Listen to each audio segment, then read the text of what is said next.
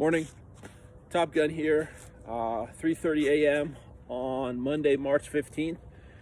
This is the world according to Top Gun, Plato's Symposium 2, Alcibiades' Eulogy of Socrates. So in the world according to Top Gun, Plato's Symposium, Aristophanes on love, I talked about Aristophanes' origin myth of human beings originally being an androgynous species, and then Zeus splitting us up into male and female as punishment, and then those two halves of us in constant search of each other, and that's the driving force of love. It's one of the most famous passages from the Symposium. Another great passage from the Symposium is Alcibiades' eulogy of Socrates. Now, Alcibiades is one of the most interesting characters in Athenian history during this time, the golden age of Athens. And Alcibiades drops in late on this discussion of love, and instead of talking about love, he gives the eulogy of Socrates. And what he says about Socrates is really interesting. He says, if it weren't for the fact that you'd think I was completely drunk, gentlemen, I'd take an oath on the truth of what I'm saying about the effect his words have had on me, an effect they still have now.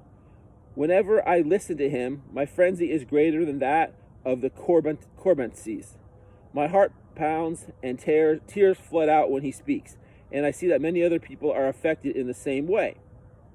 Okay, but this Marsyas here has often had this effect on me and made me think that the life I'm leading isn't worth living. You can't say this isn't true, Socrates. Even now I'm well aware that if I allowed myself to listen to him, I couldn't resist but would have the same experience again. He makes me admit that, in spite of my great defects, I neglect myself and instead get involved in Athenian politics.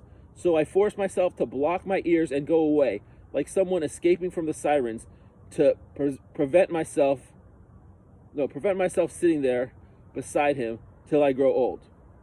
So it's really interesting because Alcibiades had this conflict between pursuing, a worldly success and what Socrates advocated, which was a personal virtue.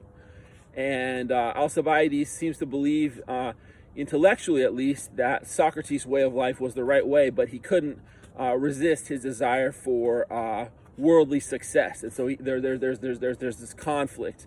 And whenever he listens to Socrates, he's just like, Socrates is right.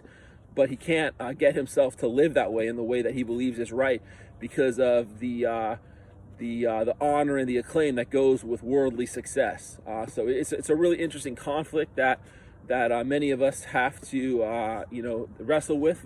Most people choose worldly success, but the life of virtue is one that's to be recommended.